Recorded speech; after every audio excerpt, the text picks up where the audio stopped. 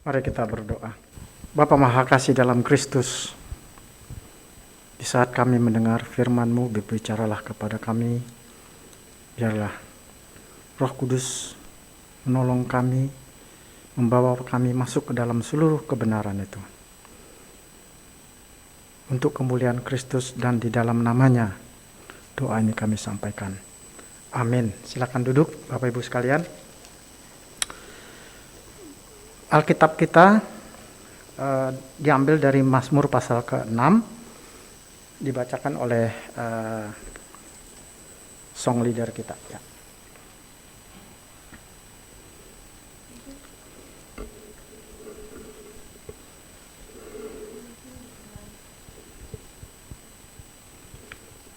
Untuk pemimpin biduan dengan permainan kecapi menurut lagu yang ke-8 Mazmur Daud. Ya Tuhan,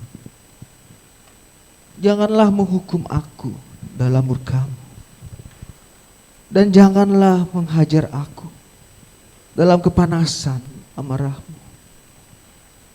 Kasihanilah aku Tuhan, sebab aku merana. Sembuhkanlah aku Tuhan, sebab tulang-tulangku gemetar, dan jiwaku pun sangat terkejut. Tetapi Engkau Tuhan, berapa lama lagi? Kembalilah pula Tuhan, luputkanlah jiwaku, selamatkanlah aku oleh karena kasih setia-Mu. Sebab di dalam maut tidaklah orang ingat kepadamu. Siapakah yang akan bersyukur kepadamu di dalam dunia orang mati? Lesu aku karena mengeluh. Setiap malam aku menggenangi tempat tidurku. Dengan air mataku aku membanjiri ranjangku. Mataku mengidap karena sakit hati, rabun karena semua lawanku. Menjauhlah daripadaku, kamu sekalian yang melakukan kejahatan, sebab Tuhan telah mendengar tangisku. Tuhan telah mendengar permohonanku. Tuhan menerima doaku. Semua musuhku mendapat malu dan sangat terkejut. Mereka mundur dan mendapat malu dalam sekejap mata. Ya, terima kasih untuk pembacaan yang luar biasa ya. Tema yang diminta kepada saya itu adalah meratap dalam doa. Pertanyaannya yang segera muncul adalah kenapa kita harus meratap? Apakah itu pilihan atau keharusan?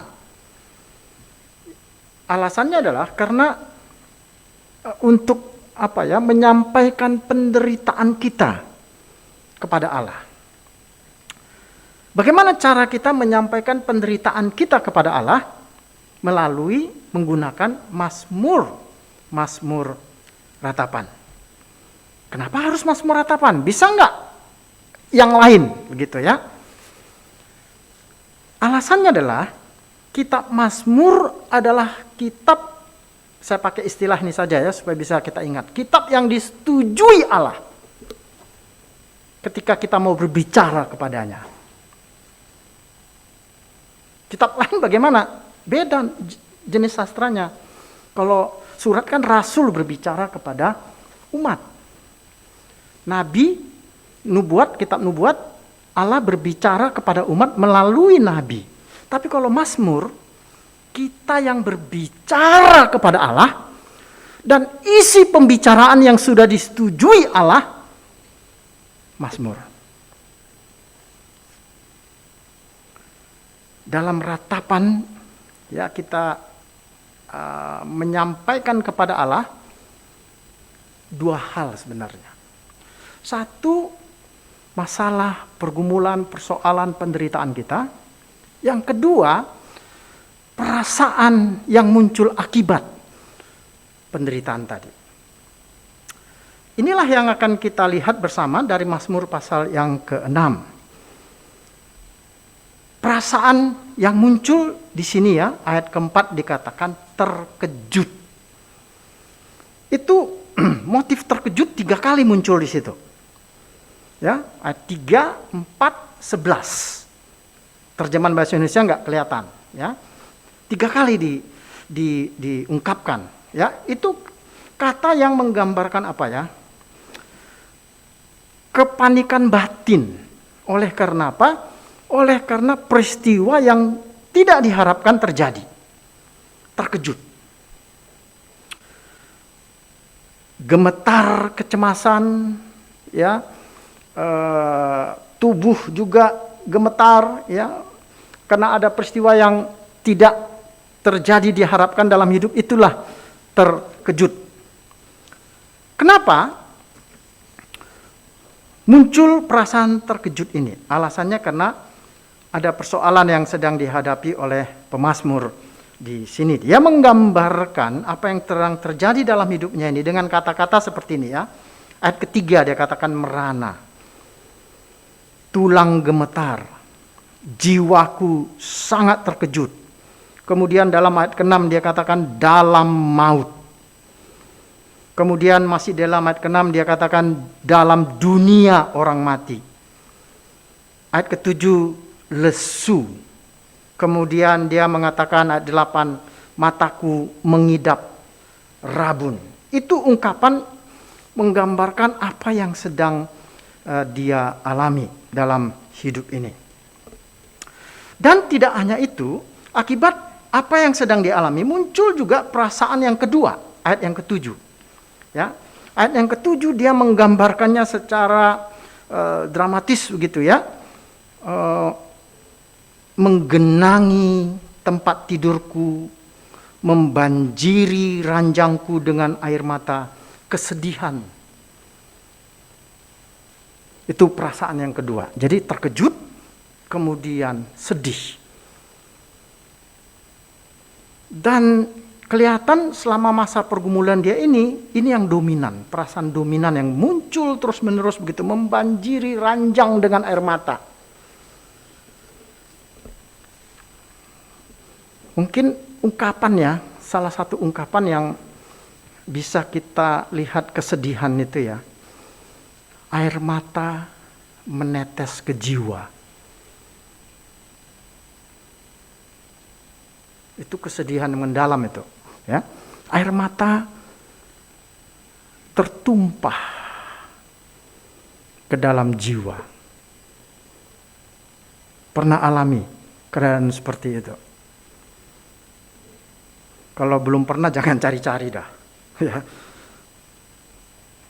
Setiap malam dikatakan, ya, air matanya tertumpah. Dan akibatnya dia katakan sulit tidur, lesu. Ya, itu semakin menambah keadaan penyakitnya itu. Berikutnya, perasaan yang ketiga adalah sakit hati. Sakit hati ini disebabkan oleh lawannya, bukan disebabkan oleh penyakitnya. Kalau yang tadi itu terkejut, sedih, itu karena penyakitnya. Tapi sakit hati itu dari luar, dari lawannya, yang lawannya ini adalah orang-orang dekat dia. Apa yang dikatakan orang dekatnya ini mengatakan begini ya. Ini mirip kayak peristiwa Ayub juga. Kamu dihukum Allah karena jalanilah itu. Itu setimpal dengan dosamu. Jadi kita lihat di sini ada 3 perasaan ya yang muncul di dalam Mazmur 6 ini. Terkejut, sedih, sakit hati. Ini 3 perasaan mungkin bukan dalam tahapan begitu ya. Tahap 1 habis itu masuk tahap 2, tahap 3. Kenapa? Perasaan sedih itu dominan. Ya, mungkin karena perasaan yang muncul, dan itu biasa umumnya ketika orang mendapat vonis yang hebat dari dokter, maka dia kaget, terkejut, nggak bisa terima gitu. Atau ketika orang yang dekat meninggal, itu terkejut. Ya, Terkejutnya luar biasa, begitu ya. Perasaan yang kemudian lahir dari situ adalah kesedihan. Ya, dia sedih membayangkan maut sudah dekat. Ya, dia sedih membayangkan dia harus meninggalkan semua yang dikasihinya, teman-temannya yang membuat dia sakit hati. Sedih, sakit hati, terkejut.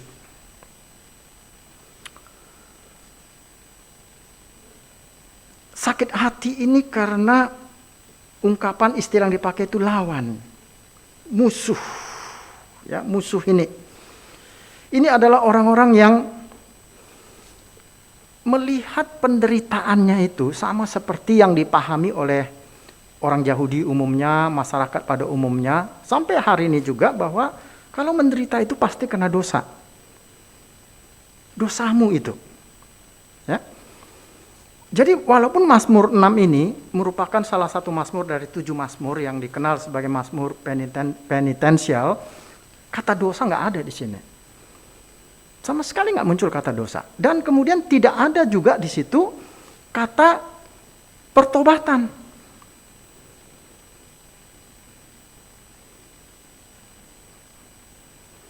Tidak ada pengakuan dosa malah pun. Dia sakit hati, ya, karena semua lawanku. Kemudian kenapa dia katakan sakit hati itu memiliki dampak dalam hidup dia? Dia katakan mataku rabun. Artinya sakit hati itu membuat dia tidak bisa lagi melihat Allah dengan jelas. Bukan harus dia pakai kacamata, ya, bukan itu maksudnya. Ya, itu adalah bahasa figuratif yang menunjukkan bahwa nggak bisa lagi melihat bahwa pertolongan itu akan datang dari Allah. Karena dia nggak mengharapkan sebenarnya orang-orang ini mengatakan seperti itu. Tapi itulah sakit hati.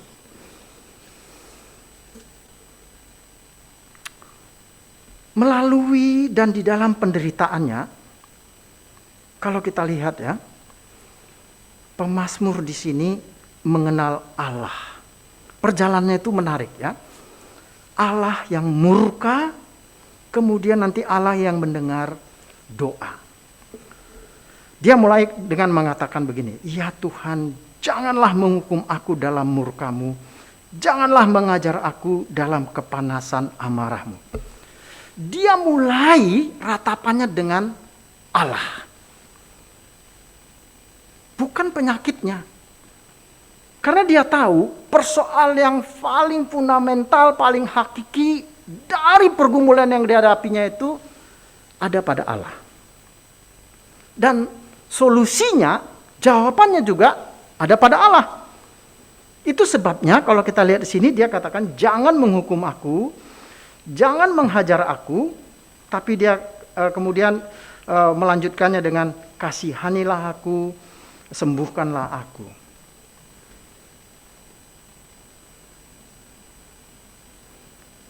Sekarang kita masuk kepada waktu dia katakan jangan menghukum aku dalam murka-Mu. Kenapa ya?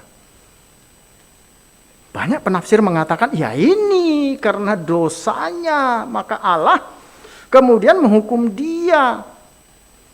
Oh ya? Tapi nggak ada kata dosa di situ. Kalau begitu kenapa? Alasannya begini ya. Seperti yang saya katakan tadi, dia melihat persoalannya itu bukan pada dirinya. Bagi dia penyakit yang hebat tadi itu memang sudah hebat. Nangis tiap malam, membanjiri tempat tidurnya tiap malam. Air matanya menetes ke jiwanya, ke hatinya. Tapi bukan itu. Masalahnya ada pada Allah. Oleh karena itu dia katakan begini ya. Tuhan, saya datang kepadamu, saya tidak akan mengaku dosaku. Karena biasanya begitu kan, mengaku dosa dulu, baru kemudian sembuhkanlah aku. Dia mendekati Allah dengan mengatakan, Tuhan, sembuhkanlah aku, jangan murka dengan permohonanku ini. Itu artinya ayat itu. janganlah engkau murka ya Tuhan. Jadi kalaupun aku tidak membuat pengakuan dosa seperti yang diharapkan oleh para teolog pada zaman itu, engkau jangan murka. Aku memang tidak tahu kenapa aku harus menderita seperti ini. Tapi aku memohon kesembuhan, Tuhan jangan murka. Itu alasannya. Ya.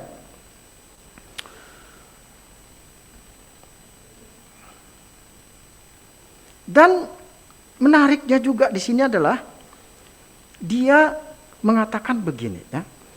Berapa lama? Berapa lama? Dalam ratapannya ini ya. Kasihanilah, sembuhkanlah, berapa lama lagi? Saya mulai dari kata berapa lama itu ya. Ini adalah pernyataan iman. Dia tidak mengapa Tuhan ini terjadi. Tapi dia katakan berapa lama, karena dia tahu ada limit, ada batas dari penderitaannya itu. Itu akan berakhir. Dan kalau itu berakhir,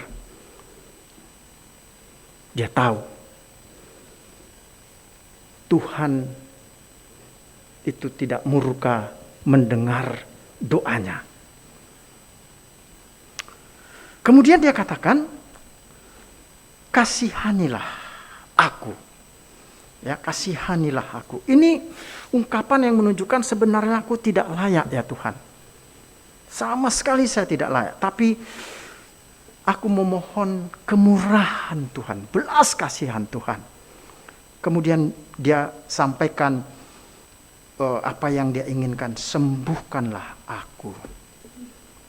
Sembuhkanlah aku Tuhan. Apa dasar dia, pemazmur di sini, untuk mengatakan Tuhan janganlah murka ya, sembuhkanlah aku.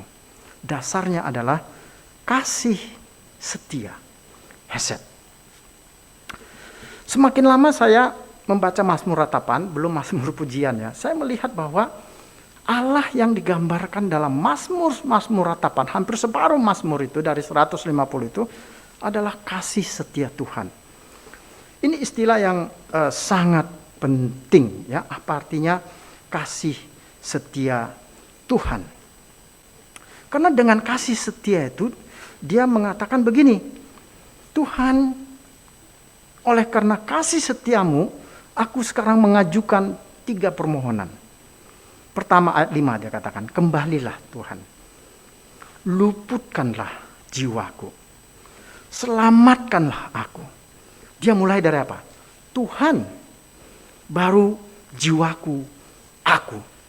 Karena memang yang jadi persoalan bagi dia adalah Tuhan.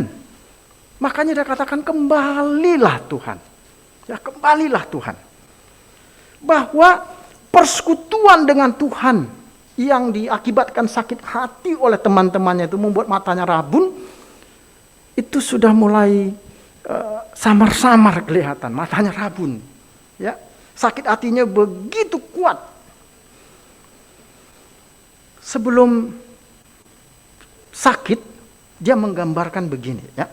Dia katakan aku selalu bersyukur kepada Tuhan.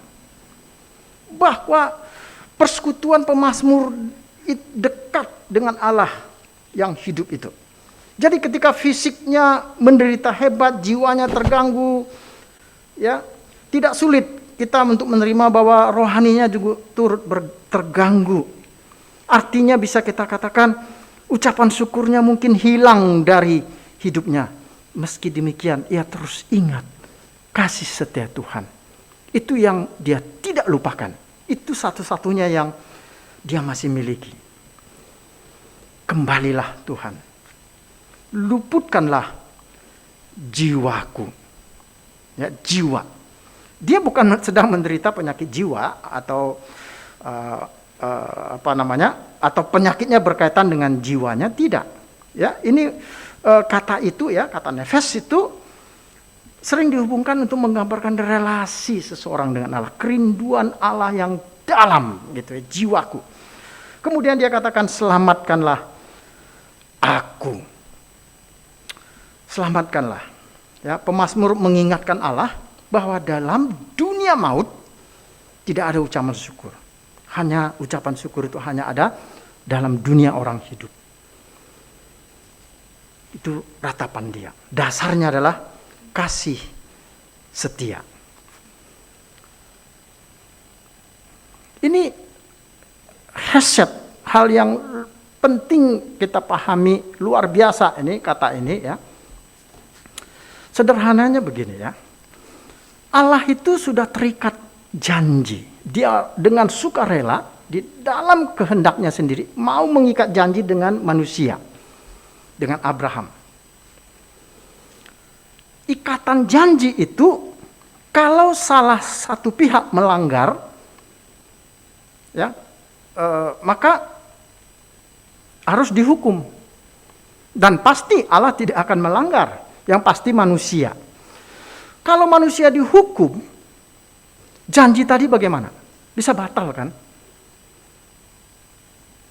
Padahal rencana Allah tidak boleh gagal, batal. Oleh karena itu apa yang terjadi? Allah memang harus menghukum manusia ini, tapi sekaligus dia harus juga menyelamatkannya. Itulah kasih setia. Jadi penggenapan janji itu sama sekali tidak bergantung kalau kita lihat pada manusia, tapi pada Allah. Setelah dia menyampaikan ratapannya, tiba-tiba di dalam ayat 9 terjadi perubahan suasana teks. Yang tadinya bentuk ratapan, mulai ayat 9 tiba-tiba menjadi pujian. Ya. Tuhan telah mendengar tangisku. Tuhan telah mendengar permohonanku. Tuhan menerima doaku. Jadi kalau tiap malam dia mengisi ranjangnya dengan air mata. Tapi sekarang pujian kepada Allah muncul. Ini juga memberi indikasi kepada kita bahwa masalahnya selesai. Nah, sering juga mazmur ratapan itu mulai dengan ratapan, kemudian pujian ditutup dengan ratapan lagi. Memberi indikasi bahwa masalah tidak selesai. Kalau tidak selesai, apa yang terjadi? Pengenalannya kepada Allah. Jadi kalau kita lihat di sini dari pergerakan ini ya, pergerakan ini Allah murka. Di dalam penderitaan itu dia mengalami mengenal Allah lebih dalam lagi. Mendengar. Di situ ada kata ya, mendengar, kemudian menerima doaku, mendengar tangisku. Kalau kita lihat ada terjadi perubahan penggunaan kata kerja di situ, ya. Kata kerja dari bentuk perfect kepada imperfect, ya. Apa artinya ini? Untuk menggambarkan suatu keadaan, ya. Kalau kata perfect itu kan keadaan yang kelanjutan dari sebelumnya, sementara imperfect yang keadaan yang terus berlangsung. Jadi tangisku itu sudah masa lalu. Permohonanku sudah masa lalu. Masa sekarang ini Tuhan akan terus mendengar doaku.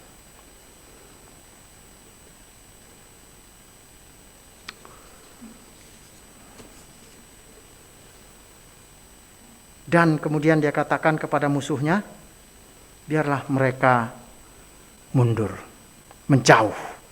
Apa artinya? Menjauh itu bukan dia usir mereka, karena ini teman-temannya, tapi dia katakan, lihat sekarang, ubah pandanganmu.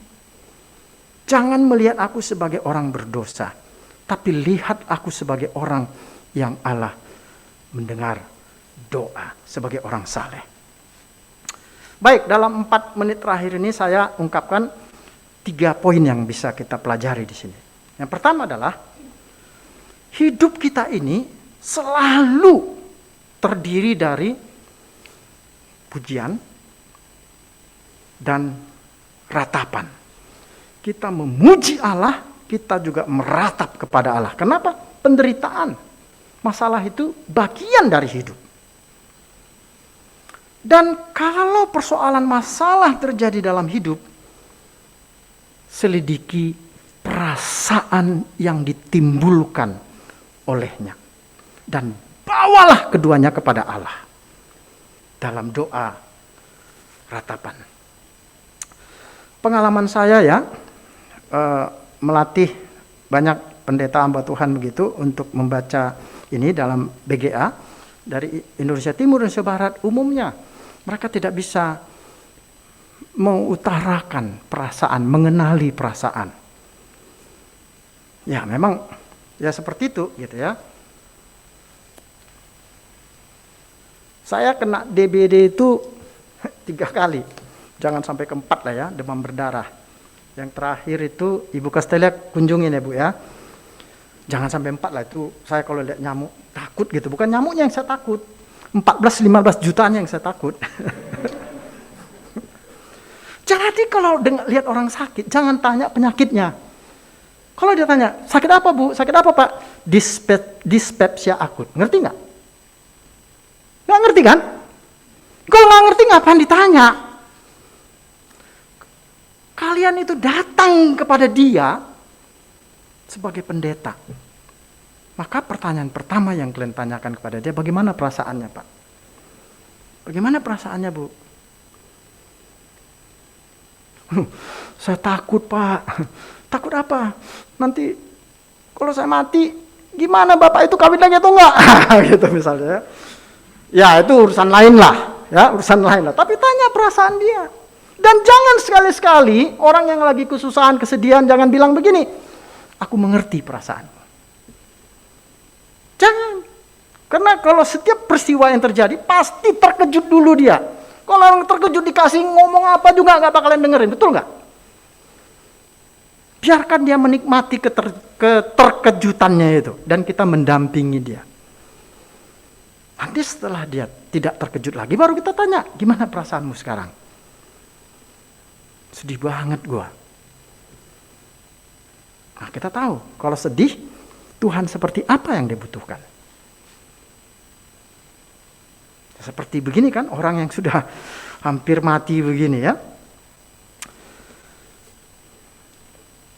Sakit apa ya Pak? Oh ya sakit ini Pak Pendeta. Oh iya, minggu lalu saya baru besuk loh Pak. Di sebelah tempat tidur yang samping ini loh Pak. Sama penyakitnya dengan Bapak. Terus orang itu bagaimana Pak? Mati dia Pak, saya yang kuburin katanya. Anda datang ke situ bukan sebagai dokter untuk menganalisa penyakitnya.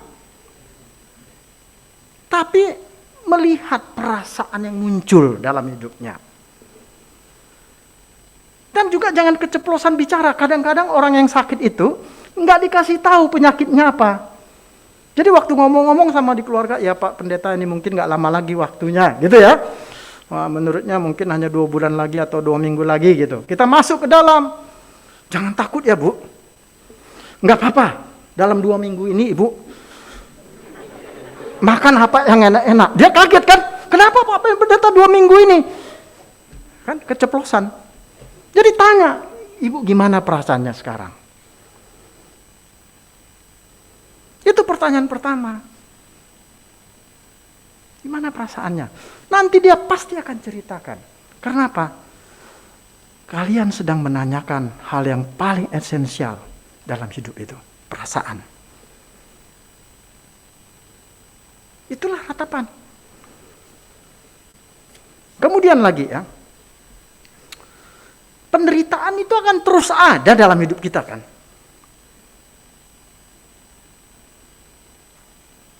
Ya kalau kalian penderitanya sekarang paling makalah nggak selesai, paling ya itu bukan penderitaan menurut saya sih, ya kan? Kalau soal itu bukan penderitaan lah, ya. Apalagi penderitaan kalian sekarang di sini. Ya itu aja lah saya rasa ya kan. Nggak lebih dari situ lah berputar-putar di situ, bukan penderitaan lah. Nanti kalau di jemaat baru ada penderitaan, ya. Waktu terjadi penderitaan itu, kenali perasaan yang diakibatkan oleh itu. Mazmur ini Luther mengatakan kebun perasaan. Semua perasaan manusia yang dikenal manusia ada di dalam Mazmur.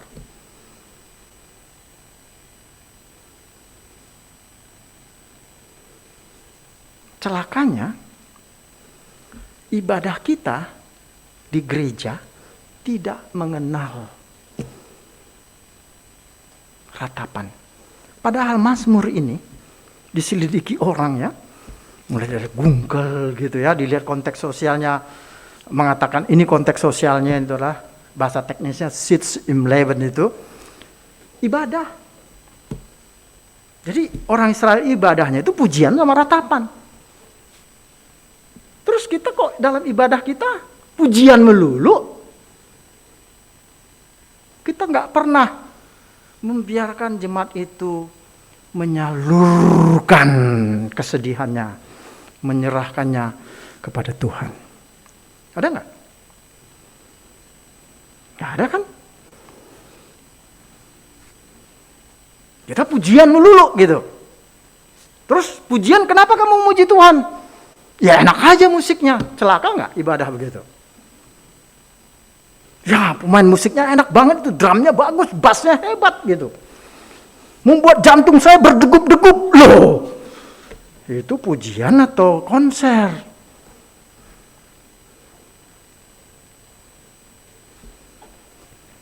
Ibadah ratapan. Memang dalam Mazmur ini bisa personal, bisa komunal.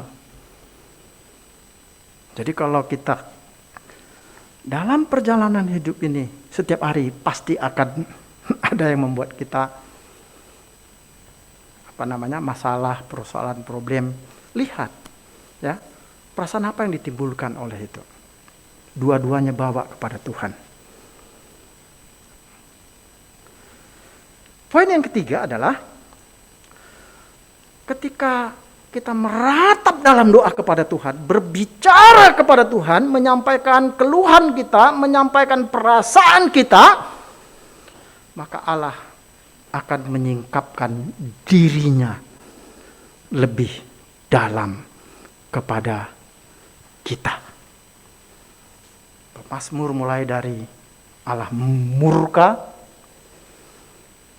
sampai kepada Allah yang mendengar doa. Amin. Mari kita berdoa.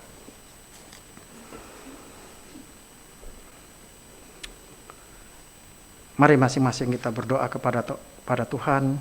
Kalau ada perasaan kita sampaikan kepada Tuhan. Tuhan, ini perasaanku karena ini masalah yang terjadi sebelumnya. Masing-masing kita berdoa kepada Tuhan. Bapa Maha Kasih dalam Kristus, seperti Tuhan Yesus di kayu salib juga menyampaikan mazmur ratapan kepadamu. Biarlah hari-hari kami ya Tuhan, tidak hanya menyampaikan pujian kepadamu, tapi juga Engkau mendengarkan keluhan kami, pergumulan kami, permasalahan dalam hidup kami. Dalam nama Tuhan Yesus kami sampaikan doa ini. Amin.